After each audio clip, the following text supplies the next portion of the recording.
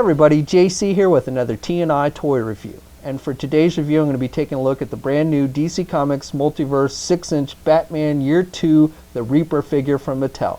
Now this figure comes packaged in the same style packaging we've been seeing with all the Multiverse figures.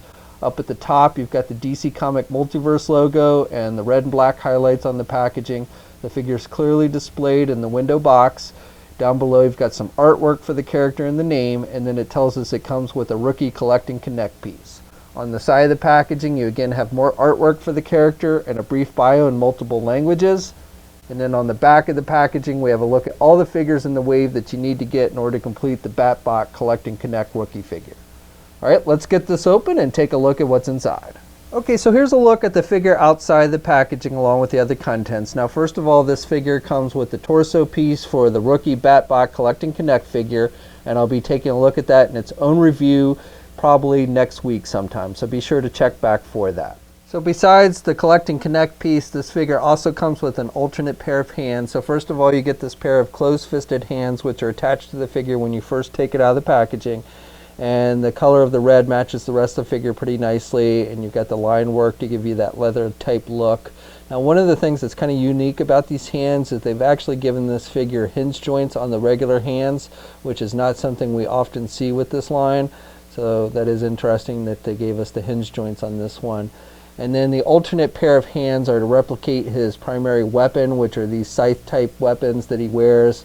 You've got the little spike ball, and it's done with just a metallic silver type plastic. There's really not much paint detail. You've got a little bit of marbleization going on with the spike ball on both of them, but overall I think they look pretty good and pretty accurate to the comic. And even though it is a pretty thin plastic, it actually comes out of the packaging pretty straight, at least with mine it did. And then what you want to do is you can just switch out the hands. The hands are attached with ball joints, and you got the hole in the arm, and then you just plug in these weapons. And you can do it with one or both. Usually in the comics he's got both of them on, so you can do both of them. And I'm really glad that they actually gave us both the weapon hands and then the regular hands as well. So for the figure itself, I think they've done a really nice job with this one actually. I think they've captured the character's likeness. Now this is based on a character from Batman Year 2 and the Full Circle one-shot, and again I think they've done a pretty nice job. I like this head sculpt with the skull, and they've done a metallic silver, and with the eyes, I thought the eyes were supposed to be red inside the skull, but they've done a silver, so I'm not sure if that's accurate or not, but I think it looks good. And you don't really see the bottom of his mouth, you've just got this hood, and again that's in keeping with how the character appears in the comic book. And then he's got like these spikes on the front portion. And the cape, you've got this piece that comes over with the spikes on it, and this is all one piece with the cape, and the cape is done with that rubber type material. The back of the cape is just a black color. If you wanted, you could actually pop the head off and remove this whole thing. You can kind of pull it up and see underneath there. I like how they've done this metallic red on the spikes, like here on the front. It's a little bit different shade of red than with the rest of the figure, and same with the spikes on his elbows, on his elbow pads, and on his knee pads. And even on his feet here you've got these spikes with the metallic red.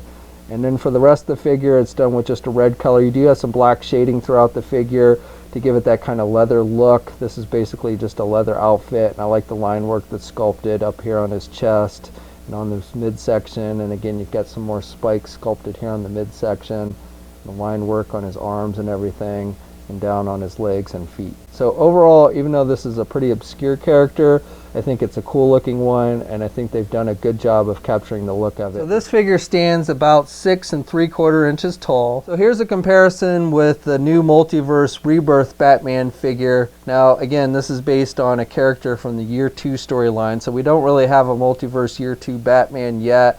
Though I guess if you found that Super Friends version of Batman, which is a Walmart exclusive, that one kind of fits the bill. But as it is right now, all I have to give you a comparison with is that Rebirth Batman. And then finally, here's a comparison of two guys who love the scythe. So we've got the Multiverse Reaper figure along with Hasbro's Marvel Legends 6-inch Grim Reaper figure. So for articulation, you can turn the head to the left and to the right. You really don't get much in the way of up and down movement or pivot movement with this one. Arms are attached with your standard ball hinge joint at the shoulder. Now with this cape piece that comes over the shoulders, that does limit some of the shoulder movement. You can still get the arms out pretty good, but as far as rotation goes, you can kind of do it out, but really with this cape piece, it's best just to do the arm forward and back, but you can't really get it over his head.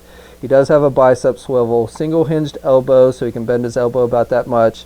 Now, as I mentioned before, with the weapon hands, you just got rotation, but with the regular hands, you do have hinge joints.